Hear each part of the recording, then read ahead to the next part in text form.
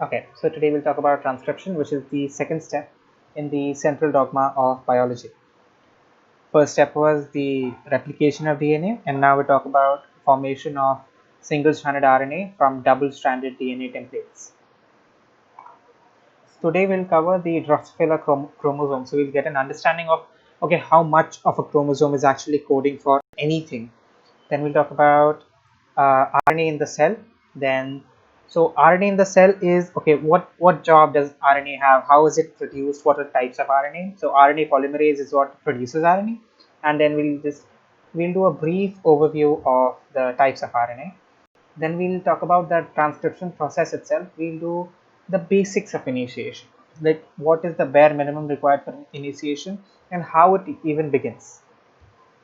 So this is the Drosophila chromosome. So it looks very complicated, but with this key it becomes quite easy to understand. So this is the first band, this first colored band over each section represents the amount of GC content. So if the GC content is high, it's at a more warmer color, and if it's a bit colder, then the GC content is low. So if you notice, this area is quite blue, therefore this is a very strong AT rich region. And then you can talk about transposable elements. Transposable elements are usually, so these black areas are transposable elements, and transposable elements are usually AT rich. So you'll notice anywhere where it's quite blue, it's likely to be a transposable element. Then we have then we have the number of genes this region will produce, and if the top strand is producing the gene, then we have the like the, I don't know, a bar kind of a thing above, and if it's on the bottom strand, then it's on the bottom of this center line. The length of the bar indicates the number of corresponding complementary DNA sequences that have been identified. So how do you analyze the amount of RNA? What you usually do is, once you have the RNA content from a cell, you produce a complementary DNA fraction of all the RNA you obtain. So that's easier to analyze because DNA is more stable than RNA. So on the top is the number of genes produced from the top strand, and on the bottom is at the bottom strand. Then the colors of these thick bands is telling you which organisms does it share its sequence similarity with. If it's pink color, then it shares, so M is mammalian, W is with yeast, sorry, not yeast, C. elegans, and Y is with yeast, S. cerevisiae. If it's all three, it's pink. If it's just MW, it's, so you understand, like it's quite easy to understand. So if you're looking for what's only in mammals and also in Drosophila, you look at the yellow ones. So the yellow, so this is a yellow, this is another yellow. So these genes are only found in mammals and Drosophila. If you want to look at only yeasts and Drosophila, you look for green bands. So this is a green band. This gene is only found in yeasts and in Drosophila. And then there's another green band. Oh, there's another small green band here. So this is only half of one chromosome. Like the image was so big, I couldn't include it in one slide, so I just omitted these bottom half. You can look at it in the textbook, like the textbook which is for the course. So this is how you basically represent a chromosome, and this is how you will read the data these fancy colors and graphs tell you. So now we'll talk about RNA in the cell. So expression of DNA requires RNA mediator. So you have a gene, then you transcribe this gene into an RNA, and then this RNA is translated into proteins. That's how you phenotypically express genes. You have a certain genotype, but this genotype is useless until it produces some sort of an RNA mediator or even a protein. So you need some sort of processing to happen of this DNA genetic information. The level of expression of the level of expression of the DNA is dependent upon the level of transcription of RNA. So if you notice, this gene B produces only one RNA transcript, therefore it has only one protein product. And if gene A produces more RNA transcripts, it will have more protein products. So this is where you can control the process of expression by controlling the amount of transcription. The more mRNA you produce, the more protein products you will have. The RNA transcript is essentially carrying the same information as the DNA template. So what is RNA? RNA is basically DNA, but with a 2' OH and a uracil instead of a thymine. So it's practically the same, except it's a little less stable, and it's produced by the base pairing with a template strand. So technically, the non-coding template is the same, is similar in sequence to the RNA mRNA produced. So why do you transcribe at all? Can like someone tell me why even go through transcription? Why can't you just unwind the DNA and do the translation process directly from DNA to proteins? Why do you think transcription is essential? Okay, someone's typing.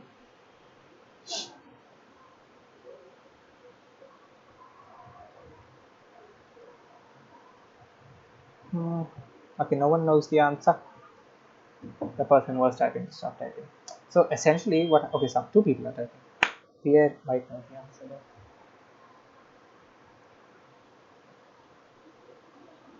Yeah, regulation, transport, and also. Okay, wait. I'll just wait for the other people to finish. DNA will have to leave the nucleus, but that's not necessary. The nucleus, the entire nucleus thing only comes in eukaryotes. So why don't prokaryotes directly translate from the DNA? Even prokaryotes produce mRNA. Enzymes responsible, like the enzymes are specific because this process occurs in this exact way. If you had to make translated products directly from the DNA, I'm sure there are enzymes are capable of doing that, or they would have evolved in that way to do it. No enzyme came with its current function into the world, so it evolved from something else. So if the process was directly gene to protein, I'm sure enzymes would have been capable of doing that. Reduce damage. Why would you say damage? In fact, I will talk about this later, but the transcription process is much less accurate than DNA replication.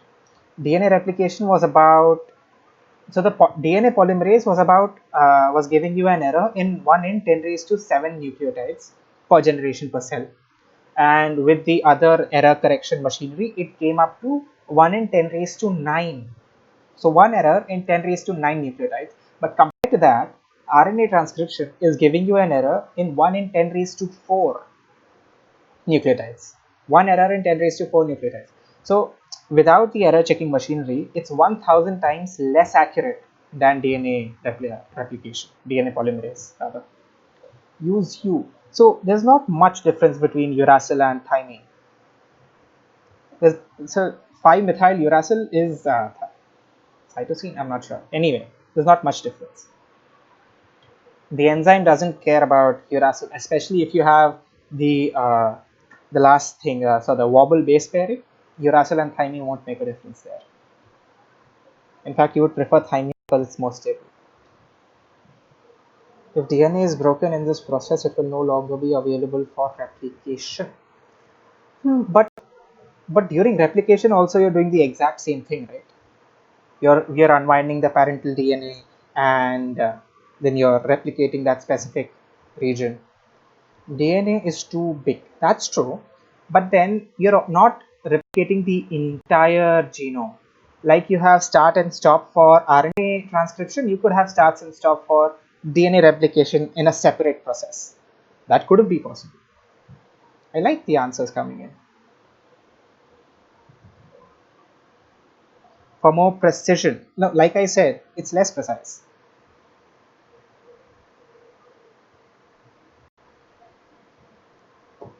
Doing using a DNA polymerase here would be more accurate. You could have a modified DNA polymerase which could identify transcription start and stop signals. Genotoxic proteins direct contact with DNA. That could be one reason. Yeah, I think that could be one reason. But I think the real, so this is what I think. You can always argue on it. What I think is happening is you don't always produce mRNA.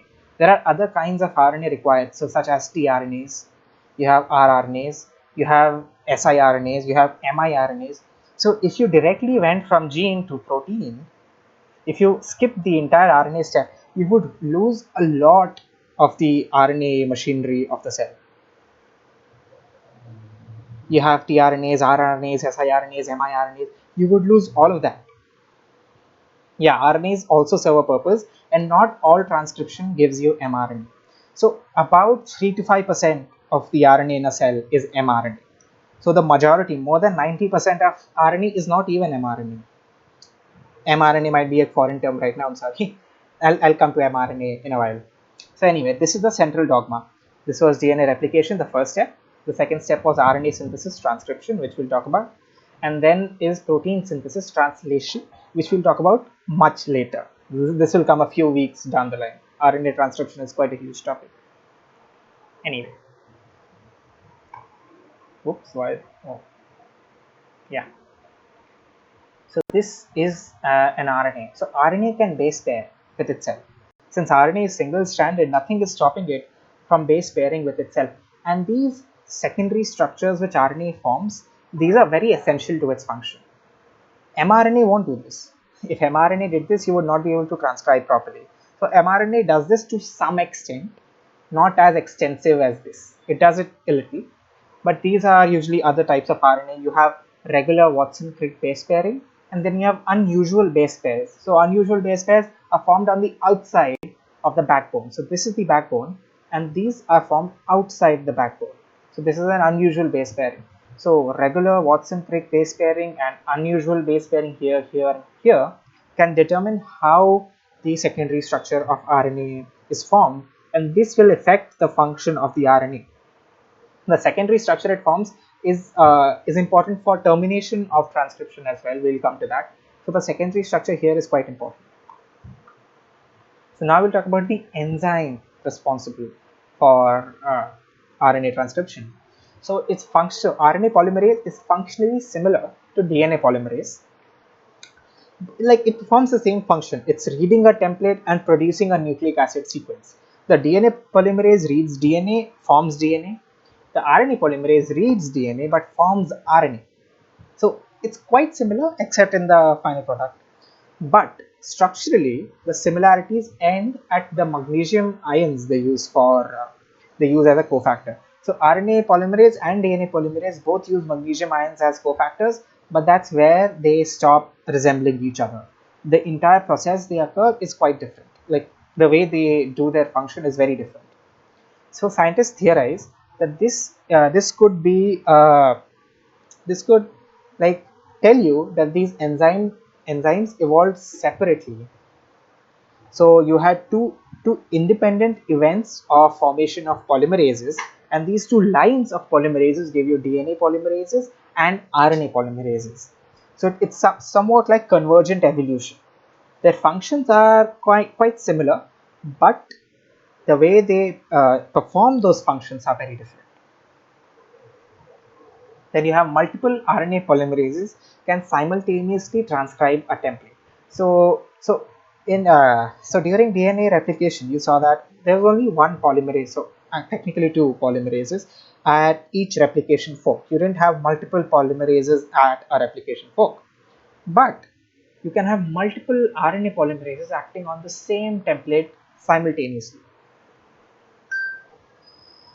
Now this is the structure of your RNA polymerase, and so this is a much more simplified way of showing RNA polymerase. It unwinds, and so it unwinds DNA at this end, it rewinds DNA here, and then it keeps adding RNA nucleotides at this end. So it's 5' to 3' replication, as is usual for all kinds of replication. And we have discussed why 3' to 5' replication is not possible. It won't be able to do any error correction. And RNA polymerase has limited error correction capabilities, and so what it does is when it encounters an error, it'll move back. It will use its active sites to remove the wrong base and add the right base again. So this is obviously oversimplified, but it's a simple process in general. Okay, so there's a question: is RNA polymerase a hollow enzyme? Yes, it is a hollow enzyme. It has various different parts it uses to perform its function.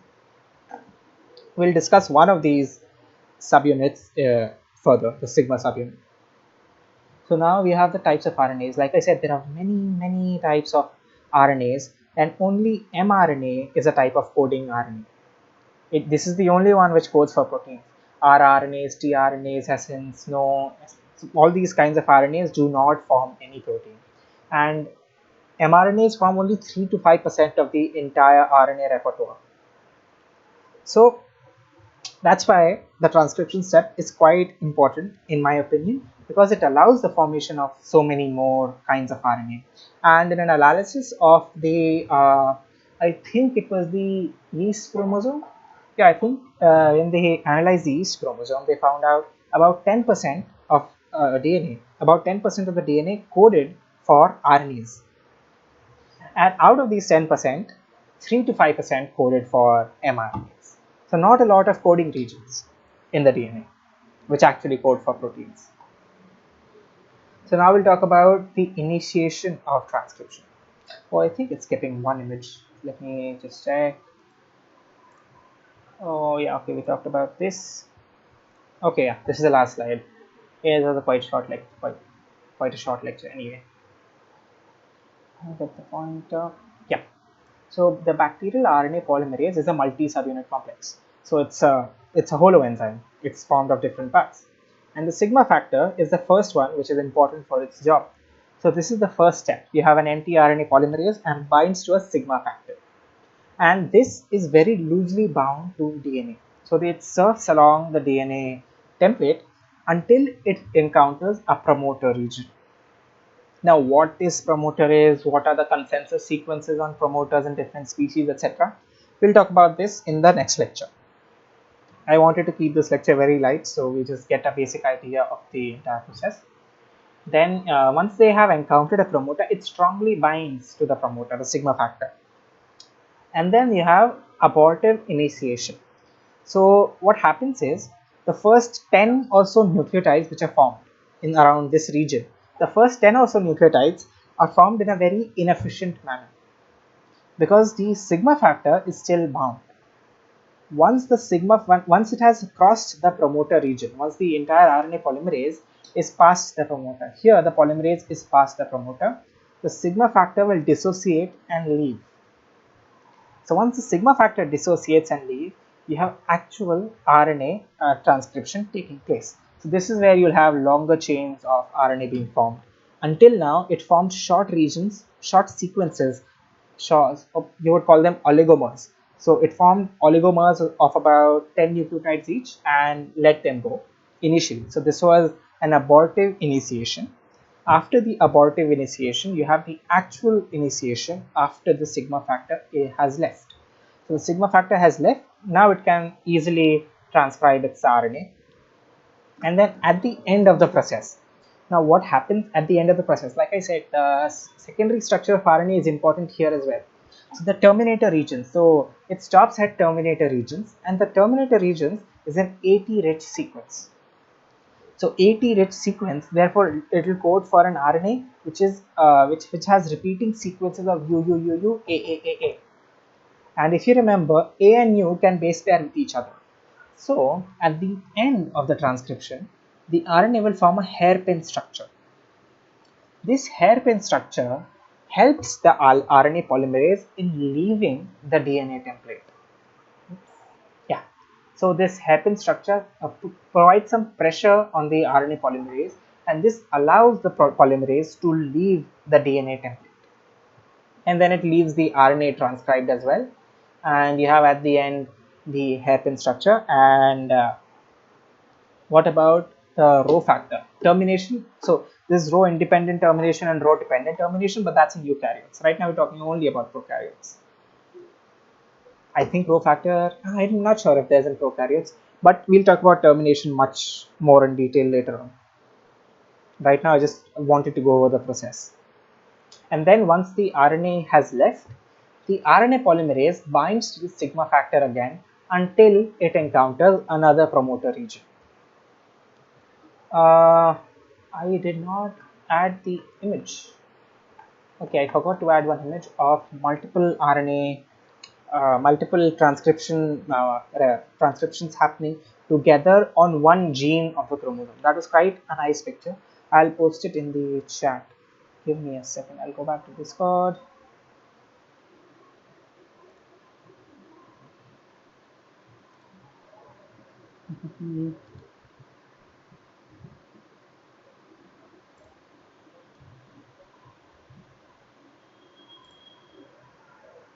Okay. Yeah, I just posted an image in the classes channel if you all can see it. So that is showing a gene, and on the left side of the gene you can see the transcription starting, and on the right end of the gene you see transcription ending because of the length of the RNA. So it's a kind of a leaf-like structure, and at the right end you see longer molecules of RNA which is showing its leaf-like characteristics. So it just looks like a leaf. The leaf has no significance in this process. Anyway, I thought that was a cool micrograph of the transcription machinery, so I added that. I forgot to add that in the presentation for some reason. Anyway, so the holoenzyme binds strongly to the promoter sequence. We talked about that. So the holoenzyme binds strongly to the promoter sequence, and that's where it starts unwinding the DNA. So this unwinding is a very limited process. This is not as extensive as the unwinding the helicase did in DNA replication. The DNA replication helicase was so that was a very energy intensive process. This is not energy intensive because so there's a very limited unwinding and rewinding of DNA. So it unwinds here and rewinds it here. So there's not a lot of exposed bases. Limited unwinding of DNA, and then there's a dissociation at the terminator. We'll talk about this much later. And the error is one error in 10 raised to 4 nucleotides. It's 1000 times more likely to produce an error than DNA polymerase. So DNA polymerase has an error rate of 1 error in 10 raised to 7. Along with its error checking machinery, it goes up to 1 error in 10 raised to 9. Since RNA polymerase really does not have a lot of external error checking machinery, will not give DNA polymerase that advantage, and we'll just take it as 10 raised to 7. So 1000 times more likely to form an to give an error. Anyway, so that's the end of today's lecture. If you have any questions, please put them in the chat. I'll answer them right now.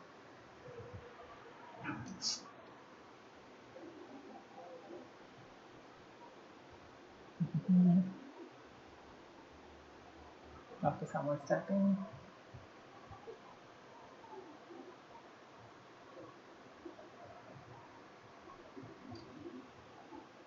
I have recorded this entire lecture, so I'll post the recording in a message.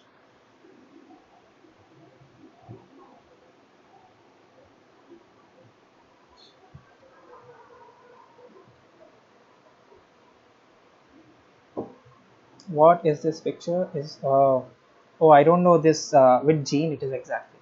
The textbook does not specify. It had two adjacent genes actually. So there were two genes together end to end which were being transcribed at this high rate. Maybe it's an artificial process because it was a micrograph. They removed all kinds of uh, abortive factors. Who knows? Yeah, definitely in vitro. Okay, so I'll be ending the lecture now. Thank you all for attending today. If you have any questions, please post them in the chat. Anyway, bye bye.